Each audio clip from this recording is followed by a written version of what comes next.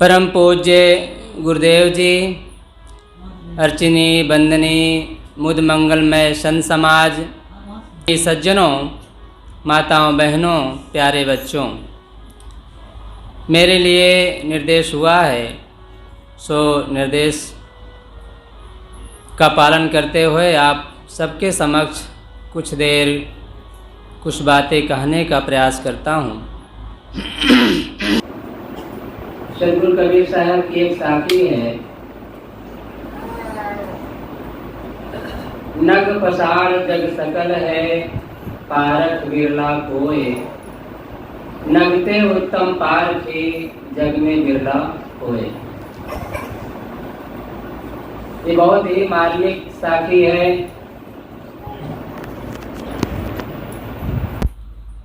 जीवन को संवार देने वाली साखी है, भवबंधनों से छुड़ाने वाली साखी है, और कहना चाहिए मंत्र है, जीवन का मंत्र।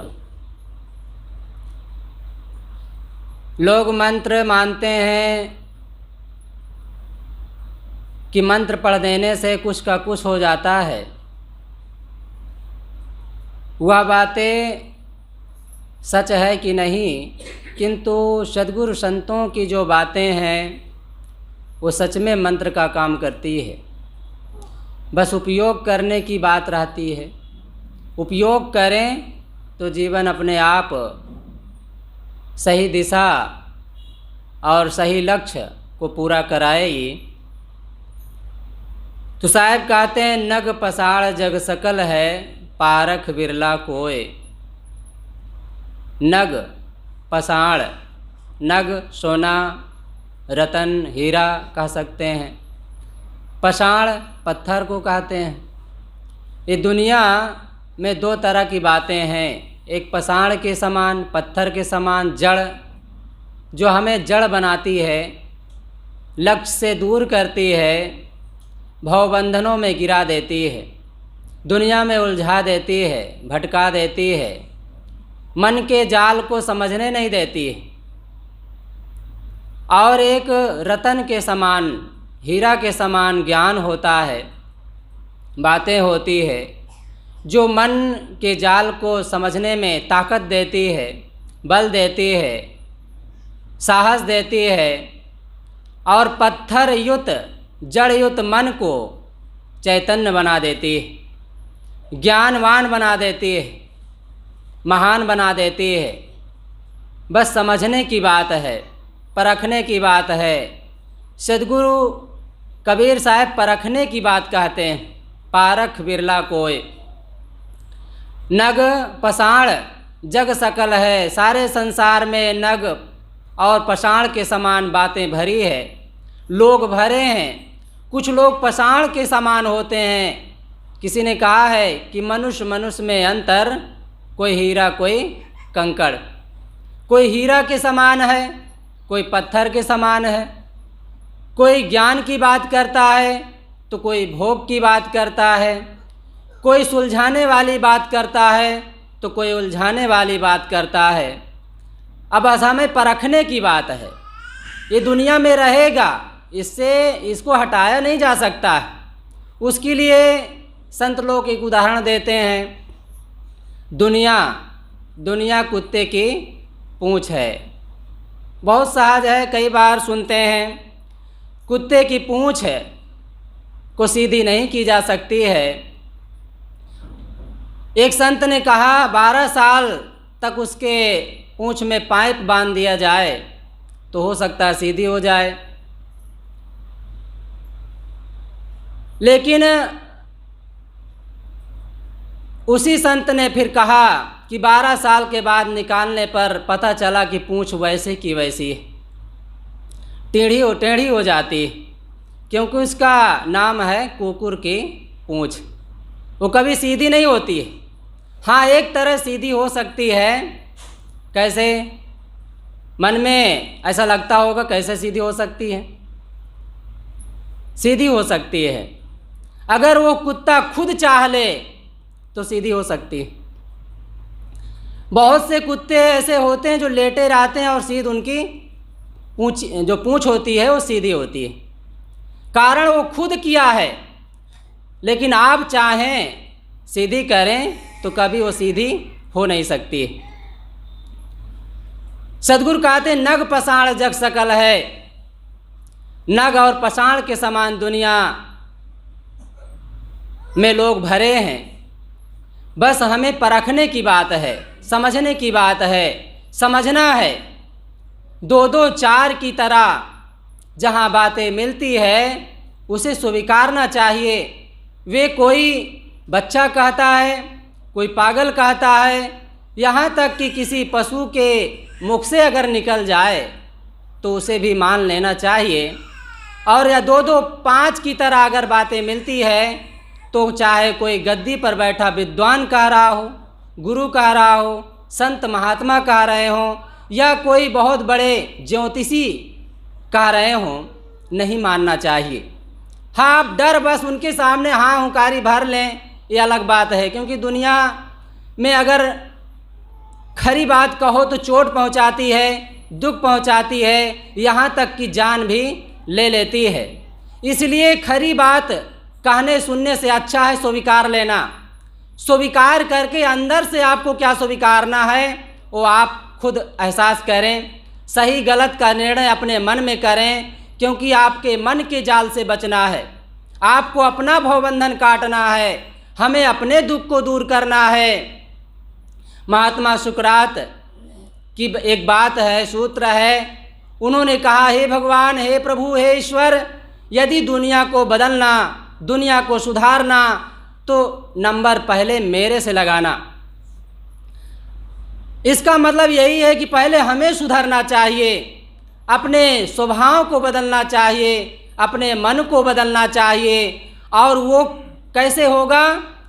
संतों के सत्संग से, क्योंकि वहीं परख की बात बताई जाती है, पारख की बात बताई जाती है, परखने की शक्ति दी जाती है, विवेक दिया जाता है। सदगुरु कबीर साहब एक पद में कहते हैं, सार शब्द से बाची हो, मानो इतबारा हो।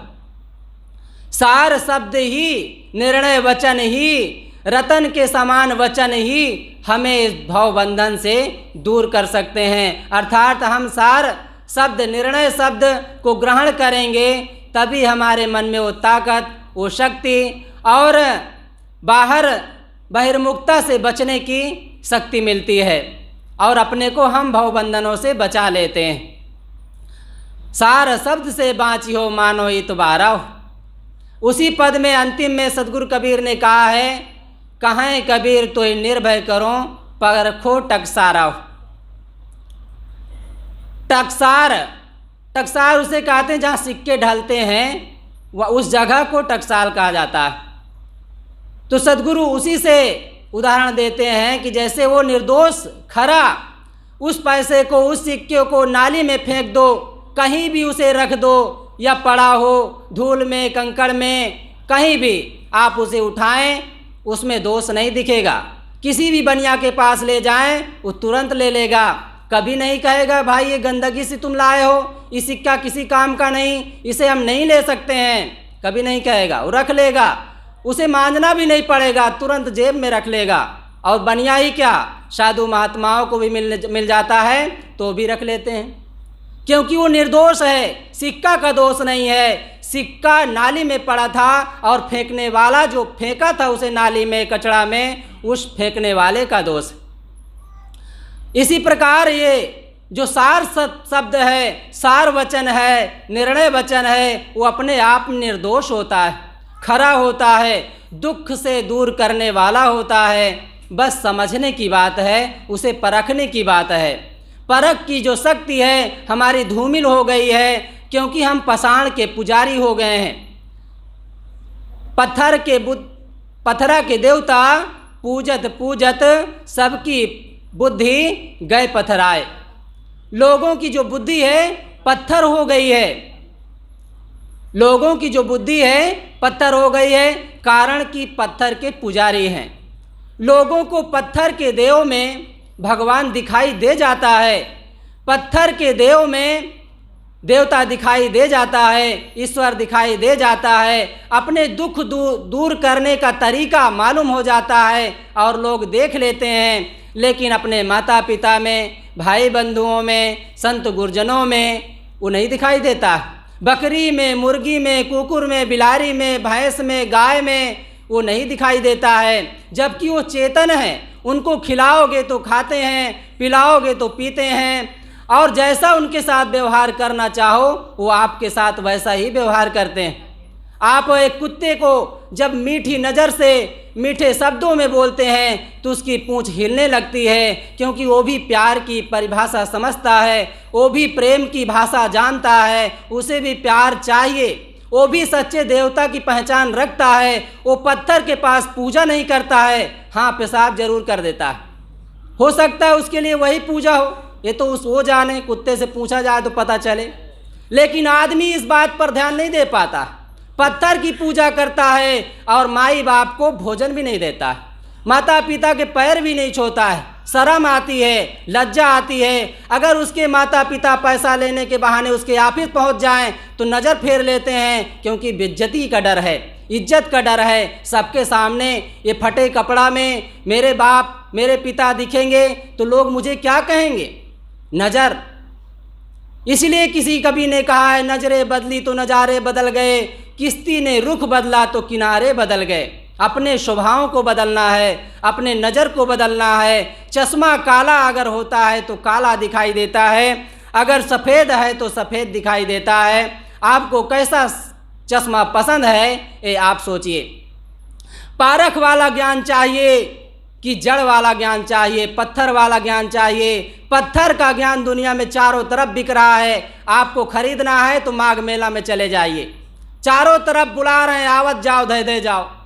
दुकान खुला हुआ है, सब एक मूर्ति रखे हुए हैं और कहते हैं आइए और पूजिए और इतना पैसा चढ़ाइए, बस आपका कल्याण हो जाएगा। उनके पास टिकट मिलता है स्वर्ग जाने के लिए, भगवान के पास जाने के लिए, ईश्वर के पास जाने के लिए। बस आप खरीदिए टिकट और स्वर्ग पहुंच जाइए। बहुत सरल सस्ता नुस्खा है। गंगा में नहा लो, नर्मदा में नहा लो, काशी चले जाओ, चारों धाम के दर्शन कर लो, बस सीधा स्वर्ग का ही टिकट मिलेगा।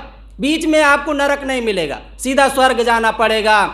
लेकिन माता पिता की सेवा के लिए कोई नहीं कहता, भाई बंधुओं की सेवा के लिए कोई नहीं कहता है। कोई नहीं कहता है कि अपने बच्चों को पढ़ाओ लिखाओ, महान बनाओ, ज्ञानी बनाओ, पारखी बनाओ, समझदार बनाओ। कोई नहीं कहता है महापुरुषों के फोटो अपने घर में लगाओ, उनसे आदर्श मिलेगा, सीख मिलेगा। हाँ, हीरो हीरोइन का फोटो लगाओ, सब खुश हैं। ऐसे ऐसे दुनिया में लोग हैं, गुरु हैं, संत हैं, देवी देवताओं के, जो बिल्कुल झूठ हैं। अब 9 दिन चल रहा है ना, सब उपवास रह रहे हैं। आए दिन अखबार में छपेगा 9 दिन के बाद कोई लड़की लड़का को लेके भाग गया, कोई लड़की ही लड़का को लेके भाग गया, कोई शराब पीकर मर गया, कोई लड़ाई लड़ करके आपस में कत्ल कर डाले दुर्गा के नाम पर। 9 दिन उपवास रहे हैं, तो आखिर वो उपवास का दिन कहाँ उपयोग करें? तो मारने, काटने, शराब पीने, नाचने, भगाने में यही तो सब मज़ा आता है। और दुर्गा बेचारी मुख जुबान बंद किए बैठी रहती है, कुछ नहीं बोलती है। कहते सब हमारे भगत हैं, दया करना चाहिए। बिल्कुल दयालु है वो माता। अगर यही कर्म आप अपने माता पिता के सामने करें तो बूढ़े होंगे तब भी डंडा उठा लेंगे, ताकत नहीं है फिर भी डंडा उठा लेंगे, फिर भी जुबान में ताकत नहीं है फिर भी जुबान से कुछ ना कुछ बोलेंगे, क्योंकि वो सही गलत का निर्णय जानते हैं। उन्हें ये पता है, क्योंकि वो असली देवता है। असली देवता की परख हमें करनी चाहिए। सदगुरु कहते हैं परखो, पारख का परिचय करो, भूल मिटे गुरु मिले पारखे, पारख देई लखाई। भूल हमारी, अज्ञान हमारी तभी मिट सकती है जब पारखी की संगत करेंगे। हम तो ऐसे संत की संगत करते हैं जो समोसा में चटनी मिला के खाओ सारा दुख खत्म। एक निर्मल बाबा हुए हैं, वो ऐसा ऐसा युक्ति बताते हैं, फ़ोन में बात कर लो, समोसा में चटनी मिला के खा लो, सारा दुख खत्म। लड़की की सगाई नहीं लग रही तो सगाई लग जाएगी, बहुत सरल है, कितना बढ़िया है। लेकिन सच्चे संतों के पास जाओगे तो अपना दुख बताओगे तो साहस तो देंगे, वे कोई मंत्र नहीं बताएंगे कि आप मंत्र पढ़ो सारा दुख खत्म। वो कहेंगे अच्छी संगत करो, संतों की संगत करो, साहस मिलेगा, ताकत मिलेगी, हिम्मत बढ़ेगा और बुराइयों से भागने का जो उपाय है, युक्ति है, वो मिलेगी, क्योंकि उपाय ही तो हमें ज़रूरी है। रास्ते में आप चलते हैं, किसी को लोग मार रहे हों, कोई एक्सीडेंट में पकड़ा गया हो बेचारा, अब वो गलती से किया कि जानबूझ करके कोई टकरा दिया, लेकिन कोई घटना घटी और लोग घेर लिए, पीटना चालू। तो जो वहाँ पर जाता है, शायद ही किसी के मन में ये बात आए कि इसे बचाना चाहिए। हाँ, हाथ साफ करने की बात सबके मन में आती है और बड़े गर्व के साथ कहते हैं, मैं भी गया, हाथ साफ कर लिया। हाथ साफ होता है? हाथ अपवित्र होता है, गंदा हो जाता है, क्योंकि पारख की बात उन्हें नहीं पता है, असली देवता की बात वो नहीं जानते हैं। असली देवता की बात समझें। एक घटना, मैं हाईवे रोड से जा रहा था, एक कोलिया रास्ता, अचानक इतना तेज़ से एक व्यक्ति आया, मैं तो बिल्कुल ब्रेक रुक भूल गया, ऐसा लगा कि अब गई गाड़ी। लेकिन गुरु क्या याद आया, संतों की याद आई, है गुरुदेव, और जैसे ही ऐसे गाड़ी आई मैं निकल गया और बिल्कुल कांप गया था शरीर। डर किसी को भी लगता है, संतों कोई भी हो, अचानक कोई घटना घटती है तो थोड़ा से मन हैरान हो जाता है, कैसे होगा। और वो हमें न देख करके, सीधी रोड की तरफ न देख करके दूसरी तरफ देख रहा था और बड़ा बेहोश था, उसे होश ही नहीं था। ऐसा होता है, अगर वहाँ पर कोई घटना घटती तो क्या दशा होती? क्या वो साधु पहचानते?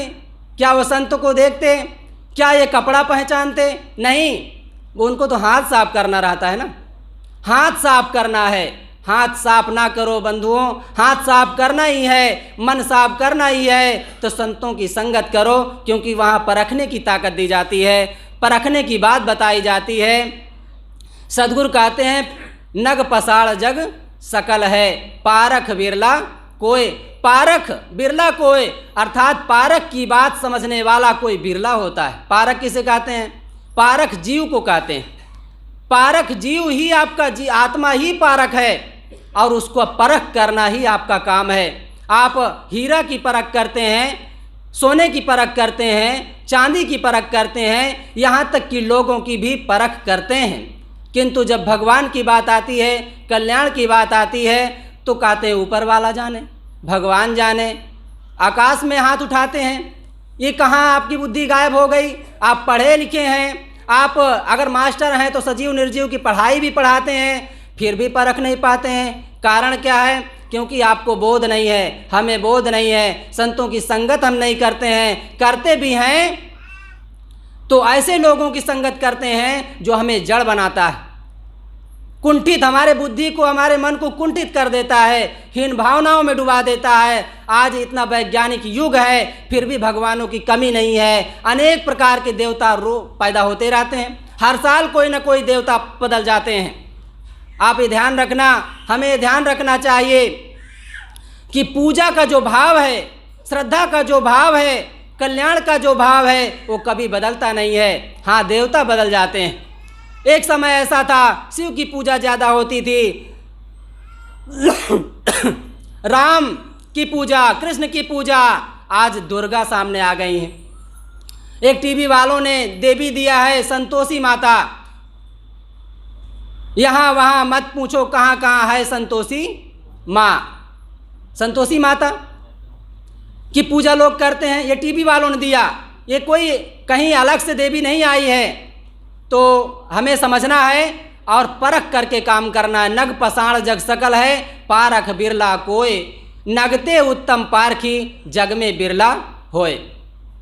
नग से भी उत्तम, नग भी एक प्रकार का जड़ है, सोना चांदी की कीमत है, लेकिन वो कुछ हो सकता है, सब कुछ नहीं हो सकता है।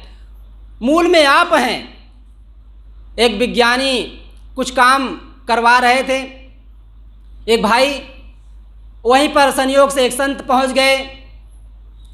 उसने कहा, देखो आज हमारा विज्ञान कितना आगे है कि 100 आदमी, हजार आदमी का ये काम एक मशीन ही कर देती है। तब संत ने बड़े मार्मिक शब्दों में उत्तर दिया कि भाई, यदि हमारा विज्ञान ही नहीं होगा तो ये सारा विज्ञान धरा का धरा रह जाएगा। अब विचार करें, दुनिया में ये विज्ञानी ना हो, अर्थात ये मनुष्य ना हो, ये जीव ना हो, तो क्या देवी देवताओं की पूजा करने वाला कोई होगा, मंदिर बनाने वाला कोई होगा। दुनिया में जो मशीन, कंप्यूटर, मोबाइल क्या क्या चलाए जा रहे हैं, क्या चलेंगे? अपने से चल सकते हैं?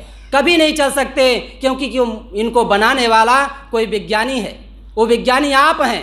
आप महान हैं। आप अपने कर्तव्य को, अपने निष्ठा को, अपने स्वभाव को, अपने आत्मा को समझें और समझ करके ही हम उससे बुराइयों से दूर भाग सकते हैं, बच सकते हैं।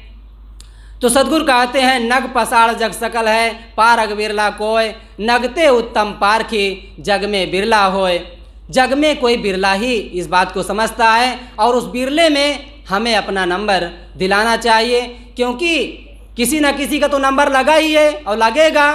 तो उसमें अगर हम भी अपने नंबर सामने रखें, हम भी उस लाइन में खड़े हो जाएं, तो निश्चित है हमारा भी नंबर लगेगा, हमें भी आत्मा का बोध होगा और हम भी अपने संस्कारों को मजबूत बना पाएंगे और बुराइयों से दूर भाग करके, पाषाण युक्त बुद्धि को दूर करके एक चैतन्य जीवन जी सकेंगे और अपने आत्मा का बोध पा सकेंगे, क्योंकि आत्मा के बोध में ही कल्याण है, निर्भयता है, शांति है, संतोष है और सारा सुख उसी में समाया हुआ है। और दुनिया की तरफ आप झांक करके देखें तो केवल दुख तंदर सुखिया काहू न देखा, जो देखा सो दुखिया। आप कहीं भी झांक करके देखिए, किसी को भी निहार के देखिए, केवल वहाँ से दुख की अग्नि ही मानो आँच दे रही होती है। आपको इस अग्नि से बचना है, शांति शीतल जल की प्राप्ति करना है, तो अपने आप का बोध करना होगा।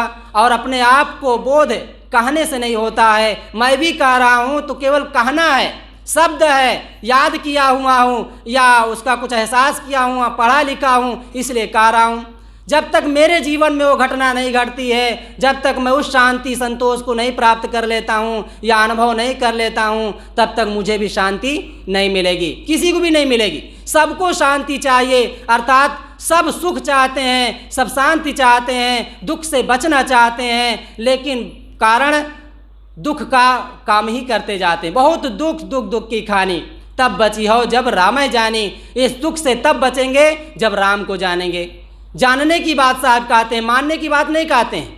मानना चाहिए, लेकिन जानकर मानो तो ज़्यादा लाभ होगा, क्योंकि जानने के बाद जो मान्यता मन में फिट होती है वो आपके लिए कल्याण का मार्ग बन जाती है, कल्याण का श्रेय बन जाती है और दुख से दूर करने वाली महान ताकत बन जाती है।